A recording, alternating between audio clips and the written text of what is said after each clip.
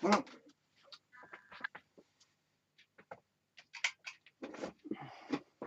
Toujours ce problème de son, je veux dire, à régler. Enfin, il faut jouer un petit peu avec le paramétrage, mais enfin, bref, il l'a pris. Voilà, enfin, dur de mettre tout ça en œuvre, mais on y est. Voilà, donc on donne une feuille métallique de rectangulaire dont les dimensions L, grand L, généralement grand L c'est la largeur, mais ici grand L c'est la longueur. Grand L c'est la longueur, et cette longueur-là, on a grand L la longueur et petit l la largeur, exprimées en centimètres, sont telles que la longueur grand L égale 32 et la largeur petit l égale 20 centimètres. Donc ici, on a une longueur et une largeur, donc 32. On a un rectangle en fait, découpé. Pourquoi faire? En fait, on a découpé pour, je veux dire, ça c'est le schéma en fait du développement du parallélépipède. C'est un développement de parallélépipède rectangle. Euh, Toutes les mesures sont en centimètres, comme vous pouvez le constater, 32, 20 et ABC. En fait, ABC sont les mesures, je veux dire, de la longueur, la largeur et la hauteur du parallélépipède. Bon, tout est en centimètres. Alors, il faut enlever quelques parties pour réaliser le patron du parallélépipède rectangle.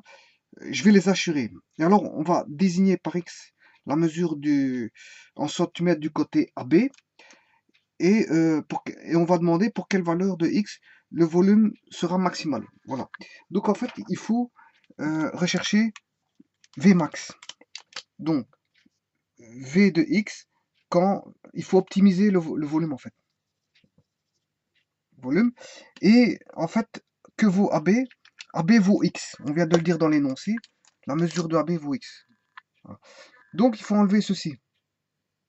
Pour avoir la pliure, il faut enlever ceci. Il faut enlever ceci. Ceci. Voilà. Donc ici, on peut plier cette partie ici. Donc la partie qui est ici,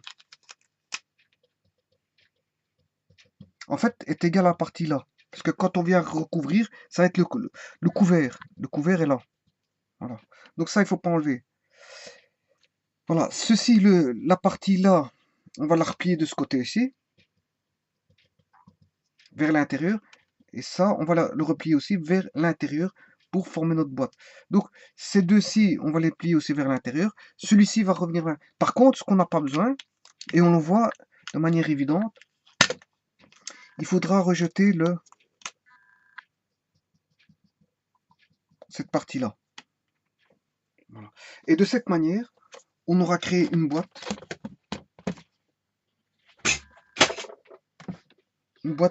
de cette manière-là. Donc, un parallélépipède en fait. Un parallélépipède rectangle. Voilà. On aura créé ceci.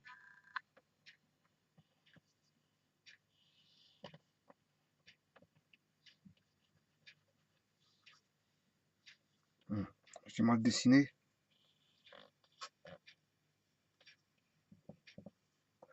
Un peu plus de précision. Ce serait que... Voilà.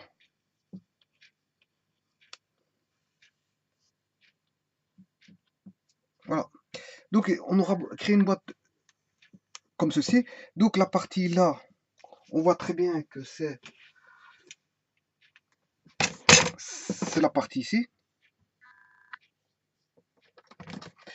Que la partie ici, c'est la partie ici. Que cette partie ici, c'est la partie là.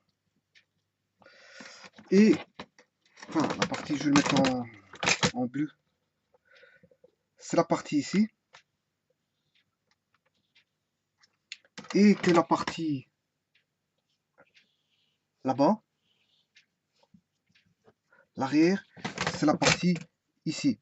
Et puis il reste la base qui est ici et le sommet. Donc il est recouvert. Hein. Voilà, la base le sommet est ici et on a la base parallèlement. Donc en fait, on a bien ceci. Donc il faut bien enlever. Bien sûr, la mesure d'ici est égale à la mesure de là, hein. Donc il faut bien enlever cette partie ici, comme je l'ai spécifié. Voilà, sachant cela, on sait bien que la mesure AB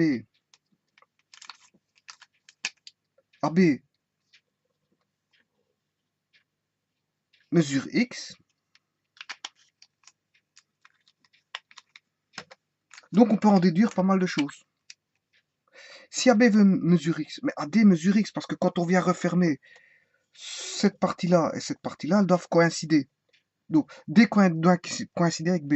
Ce qui veut dire que AD qui est ici, vaut X.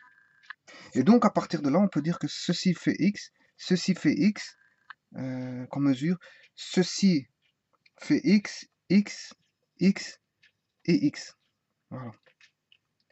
Alors maintenant, on va mettre les cotes. Les cotes. On sait bien que tout ceci mesure 20 cm. Mais en fait, la partie là, tout d'abord, on va écrire le volume. Il faut optimiser le volume, hein. Donc, on va écrire le volume. Le volume, c'est la mesure de la base fois la longueur de la base fois la largeur de la base. La longueur de la base fois la hauteur de la base qui est A fois B fois la hauteur qui est C. Mais C, c'est X. C, c'est X. Je veux directement mettre X. Donc, A fois B fois X. Donc, on aura ici la mesure, c'est A fois B fois la hauteur X. Donc, on va noter ça le volume. Le volume, c'est V de X, A fois B fois X. Voilà. Mais il me faut V de X. Or, je n'ai pas V de X, puisqu'en fait, j'ai encore deux variables A et B. Bon, comment trouver ces variables A et B? Donc, ici, on sait bien que donc 2x plus A, x plus x, ça fait 2x, x plus x, ça fait 2x, plus le A ici, 2x plus A fait 20.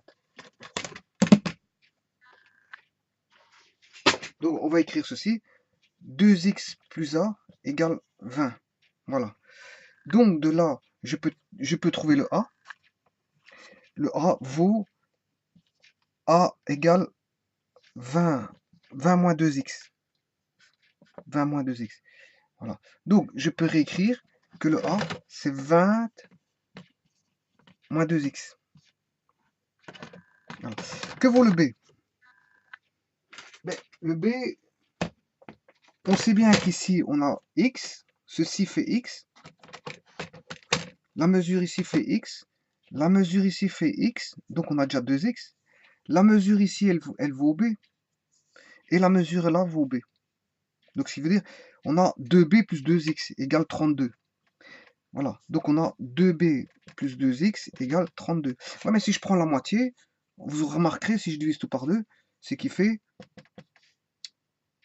b plus x égale 16. Fatalement, parce que si je prends la moitié, si je prends la moitié, ben, c'est b plus x qui vaut 16, et non pas b plus 2x, parce que c'est symétrique, ici il y a une symétrie, hein. Donc b plus x égale 16.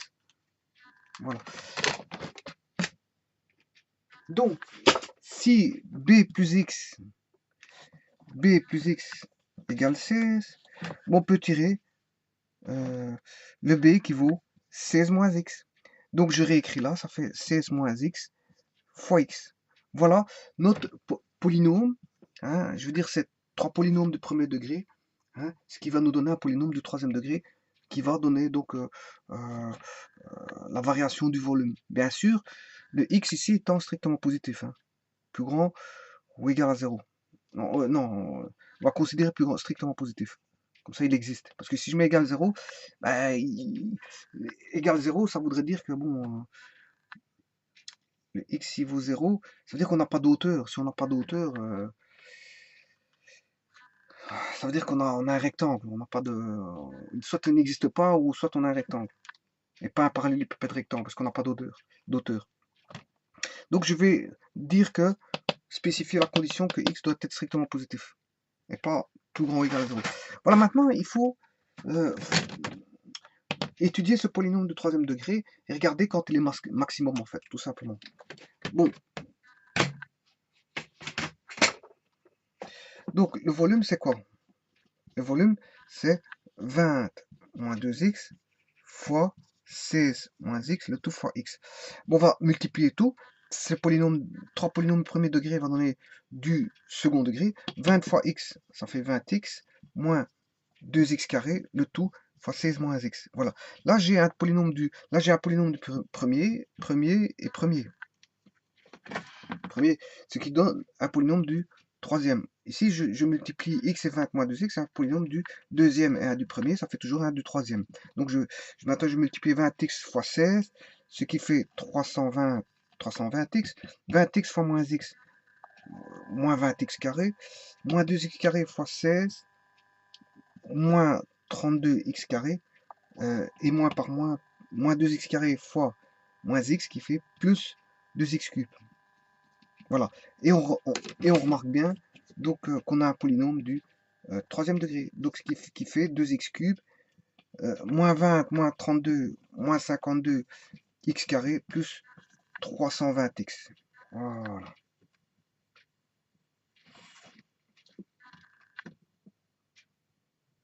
Alors, maintenant, il faut optimiser. Il faut faire v' de x égale 0. C'est-à-dire la dérivée de 2x cube, c'est 6x carré, moins 52, ça fait 104x, plus 320. Voilà. Et en fait, il faut chercher, c'est une équation de second degré, il faut chercher les racines. Le A vaut 6, le B vaut moins 104, et le C vaut 320. Ouais, en fait, je vais diviser tout par 2. Pourquoi? Parce que tout est divisé par 2, ce qui fait 2, 3x carré moins 52x plus 160. Voilà. Et ceci, il faut faire égal à 0. Donc, on a une équation de second degré. Donc, le A vaut 3, le B vaut moins 52, moins 52, et le C vaut 160. Ce qui fait que le delta, c'est B carré moins 4AC, d'après la formule du second degré. Donc, B carré, c'est moins 52 au carré, moins 4 fois A, fois 160. Voilà. Alors, on va calculer tout ça. Donc, 52 au carré, moins 4 fois 3 fois 160, 784. Donc les racines, c'est x1, voilà, qui est égal à moins b. L'opposé de b, c'est 52, plus la racine carrée de 784, 28. Le tout divisé par 2 fois 3, 2a. Hein, moins b plus racine de delta sur 2a, et moins b moins racine de delta sur 2a. 52 plus 28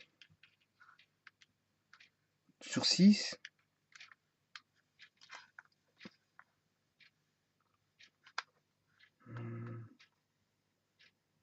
Donc, on a 80 sur 6, ça fait 13,33 cm. Voilà. Et le x2 fait 52 moins 28, le tout sur 2 fois 3. 52 moins 28, 24, divisé par 6, ça fait 4. Voilà, 4 cm. Bon. Alors ici, je vais l'étudier de deux manières possibles. Voyez ici, tout d'abord, cette fonction, c'est une fonction du troisième degré. Quelles sont les racines de 2x cube moins 52x carré plus 320x? Ben, on l'a ici. C'est 20 moins 2x égale 0, 16 moins x égale 0, et x égale 0. Donc les racines sont déjà là. Voilà.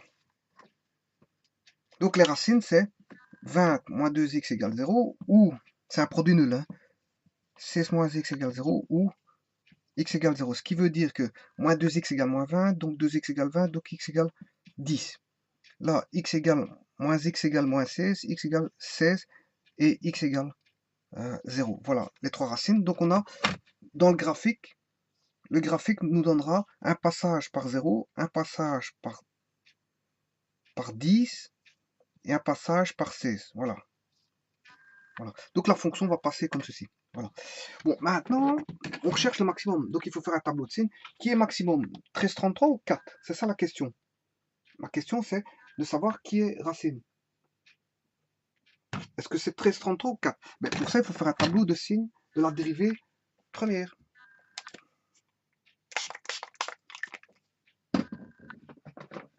Donc, on va faire ça tout de suite.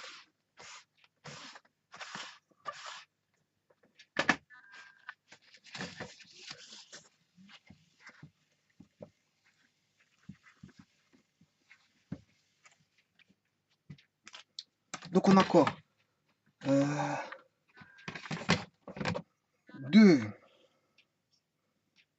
2 fois 2 est toujours positif. Hein. Alors, 3x carré moins 52x plus 160. 3x carré moins 52x plus 160. Voilà. Alors, lui, il est toujours positif, le 2. Par contre, lui, il s'annule en 4 et 13, 33. Or, le A ici, il est positif, donc c'est du positif à l'extérieur et du négatif à l'intérieur. Et là, on multiplie le tout. 2 fois 3x carré moins 52x, ça fait plus et plus, ça fait plus. Ici, ça nous donne 0, moins 0. Quand on multiplie du plus avec du 0, ça donne 0. Du plus avec du 0, ça donne 0. Et du plus avec du plus, ça donne du plus. Donc, ce qui veut dire que la fonction, qu'est-ce qu'elle fait? Elle croît, elle décroît, puis elle recroît. Donc ici, le maximum est en 4. Voilà, le maximum est en 4. Et le minimum étant... le minimum étant 1333. Donc en 4, on aura un maximum. Et en 1333, on aura un minimum. Bon, comment on fait la fonction? La fonction, en fait, en dessous de 0, si on fait un tableau de signes de la fonction, donc on a 20 moins 2x, 6 moins x, et x. Voilà. Alors, 20 moins 2x, on a dit qu'il s'annulait en 10. 6 moins x, il s'annule en 16. Et x s'annule en 0. Voilà. Bon, 20 moins 2x. Ben, 20 moins 2x, c'est une droite décroissante. Donc, décroissant, ça veut dire, si ça décroît, la fonction est positive au-dessus de 0. Les y sont positifs, donc on est au-dessus de l'axe. Et là, les y sont négatifs, on est en dessous de l'axe. 26 moins x, ben, le a est aussi négatif. Le coefficient angulaire vaut moins 1. Là, le coefficient angulaire vaut moins 2. Donc, s'il vaut moins 1, c'est une droite décroissante. Donc, on a toujours du plus, ensuite du moins. Bon, ensuite, le x, ben, ça, c'est une droite croissante. Donc, on a du moins et du plus au-dessus de l'axe des y. Voilà. Ce qui veut dire que du plus par du moins, ça fait du moins. Ensuite, on a 0, puis 0, encore ici 0. Entre les deux zéros, entre 0 et 10, on a du plus, là du moins, et là du plus, en multiplication. Voilà, si on multiplie ceci fois ceci fois ceci, au niveau des signes, ben on a le tableau de signes final du produit qui est 20 moins 2x fois 16 moins x fois x. Et là, on sait bien que en dessous de 0, la fonction est négative. Donc, en dessous de 0, la fonction est négative. Donc, on est dans le plan ici. Au-dessus de 0, entre 0 et 10, la fonction est positive. Et en 4, on a un maximum. Voilà. Ensuite, on revient en 10, on a un 0 en 10. La fonction entre 10 et 16, elle devient négative. Donc, on est en dessous de l'axe des Y. Mais avec la dérivée, qu'est-ce qu'elle nous dit? Qu'on a un minimum en 13,33. Et puis, après 13,33, la fonction croît au niveau de la dérivée, mais on est toujours négatif, en dessous de l'axe des Y. Toujours négatif. Et à partir de 16, le tableau de la fonction nous dit qu'on est au-dessus de l'axe des Y. Voilà. Donc la fonction fait quelque chose comme ça. C'est une histoire comme ça.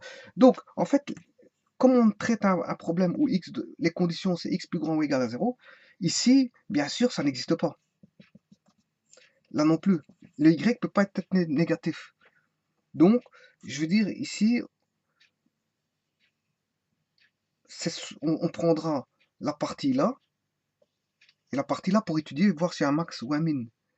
Donc, le 1333 qui est ici, nous donnait un minimum négatif, dont le y était négatif. La fonction était négative pour 1333. Donc on ne peut pas prendre cette valeur-là parce que la condition sur x, c'est x plus grand ou égal à 0. D'autant plus que c'est un minimum. Ici, il faut maximiser. Donc il faut prendre le maximum. Mais c'est simplement pour dire que sans étudier la dérivée première, mais comment voir si on peut éliminer le 4 ou le 1333? Ben, le 1333 donne une valeur négative à rejeter, le 4 nous donne une valeur positive. Ouais, je veux dire, c'est sûrement elle qui sera le maximum, voilà, en étudiant ça comme ça. Maintenant, avec les dérivés, ça nous donne tout de suite la réponse. Voilà. Sachez que donc la fonction n'existe pas partout, hein. C'est un polynôme de troisième degré, d'accord, mais le volume n'existe que quand x est strictement, enfin, plus grand ou égal à 0, hein. Enfin, strictement positif. Strictement positif, voilà. Donc, il faudrait même rejeter les points 0, 10 et 16. Ah, x ne peut pas valoir 0, ni 10, ni 16, parce qu'en fait, ils annulent le polynôme. Donc, je veux dire, on n'aura pas de volume. Voilà. Voilà. Donc, j'ai fait l'étude ici de la dérivée première, de f', de v'. On a étudié v' ici. Hein. Enfin, ici, c'est plutôt, en ligne, c'est plutôt les x. Hein. Mais ceci, ici, c'est l'étude de v' de x. Alors que ceci, c'est l'étude du signe de v de x. Pas confondre un tableau de signe et un tableau de variation de signe de la fonction et un tableau de variation de signe d'une dérivée. Parce que lui, il donne la croissance, décroissance. Contrairement à lui, il donne la valeur si on est au-dessus de l'axe des x ou en dessous. Voilà. Et les zéros vont nous donner le lieu où on est sur l'axe des x. Voilà. Donc, soit on est en dessous, soit on est au-dessus, soit on est sur l'axe des x. Ce qui veut dire que soit les y sont négatifs, on est en dessous de l'axe des x. Si les y sont positifs, on est au-dessus de l'axe des x. Si y est nul, bon, on est sur l'axe des x. Voilà. C'est ce que ça veut dire. Contrairement ici, un plus est une croissance, un moins est une décroissance. Voilà, et quand on a une croissance et une décroissance, on a un maximum. Quand on a une décroissance et une croissance, on a fatalement un minimum. Voilà, je vous remercie.